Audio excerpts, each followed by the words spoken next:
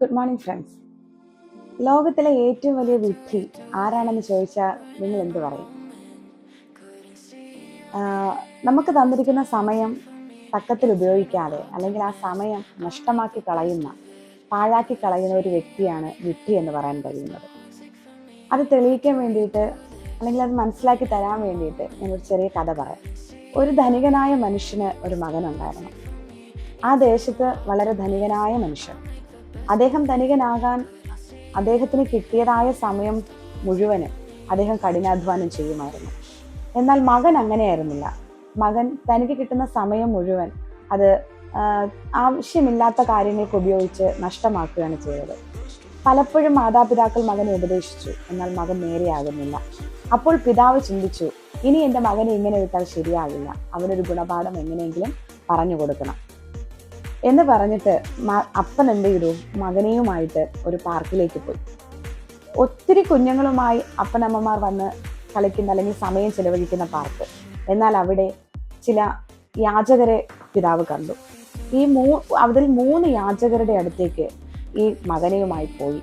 തൻ്റെ കരങ്ങളിൽ ഉണ്ടായിരുന്ന അത്യാവശ്യം നല്ല കാശ് ഈ 3 പേർക്കും ഒരുപോലെ വീതിച്ചു കൊടുത്തു.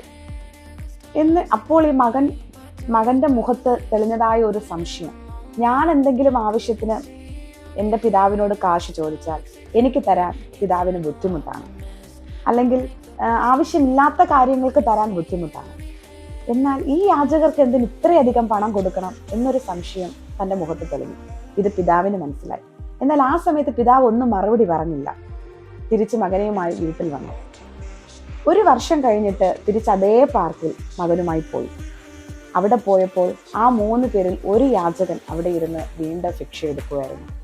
മകനെയും കൊണ്ട് അദ്ദേഹത്തിൻ്റെ അടുക്കൽ പോയിട്ട് ചോദിച്ചു, 1 വർഷം മുൻപ് ഞാൻ നിനക്ക് ഇത്രയധികം കാശ് തന്നു, നീ എന്നിട്ടും ഇവിടെ ഇരുന്ന് ഭിക്ഷ എടുക്കുകയാണോ എന്ന് ചോദിച്ചു. അപ്പോൾ അദ്ദേഹം പറഞ്ഞു, അതെ, എനിക്ക് ഓർക്കുന്നുണ്ട്, അങ്ങ് എനിക്ക് കാശ് തന്നു, എന്നാൽ ആ കാശ് എനിക്ക് എന്തിനു ഉപയോഗിക്കണമെന്ന് അറിയില്ലായിരുന്നു.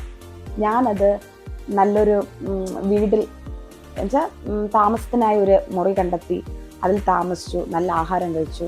എന്നാൽ 3 മാസം കഴിഞ്ഞപ്പോൾ എൻ്റെ കാശ് തീർന്നു, ഞാൻ വീണ്ടും ഭിക്ഷ യാചിക്കുന്നു. ഓക്കെ, നിങ്ങളുടെ കൂടെ 2 പേരൂടെ ഉണ്ടായിരുന്നല്ലോ, അവർ എന്ത് ചെയ്യുന്നു എന്ന് ചോദിച്ചു. അത് പറഞ്ഞു, ഒരാളെക്കുറിച്ച് എനിക്കറിവില്ല, എന്നാൽ ഒരാൾ ദോ കാണുന്ന ആ വലിയ ഹോട്ടലിൻ്റെ ഉടമയാണ്.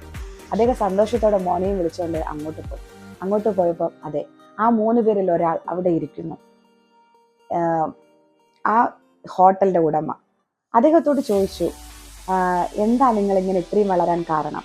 അപ്പോൾ അദ്ദേഹം പറഞ്ഞു, എനിക്ക് സാറെന്ന് തന്ന കാശ് കൊണ്ട് ഞാൻ അധ്വാനിച്ചു, എൻ്റെ സമയം ഉപയോഗിച്ചു, ഞാൻ കഷ്ടപ്പെട്ടു, ഞാൻ ഇതിലെത്തി എന്ന് പറഞ്ഞ് ഒത്തിരിയധികം സന്തോഷത്തോടെയും നന്ദിയോടുകൂടെയും അദ്ദേഹത്തോട് സംസാരിച്ചു. എന്നിട്ട് ചോദിച്ചു, നിങ്ങളുടെ കൂടെ ഒരാൾ കൂടെ ഉണ്ടായിരുന്നല്ലോ, അദ്ദേഹം എവിടെയാണ്? അപ്പോൾ പറഞ്ഞു, ഇതിലെ കുറച്ചു ദൂരം പോയാൽ പഴയ ഒരു കെട്ടിടമുണ്ട്, ആ കെട്ടിടത്തിനകത്തിരുന്ന് അദ്ദേഹം ചൂത് കളിക്കുകയാണ്. അദ്ദേഹത്തിന് വളരെ സങ്കടം തോന്നി. അദ്ദേഹത്തെ കാണാൻ പോയി.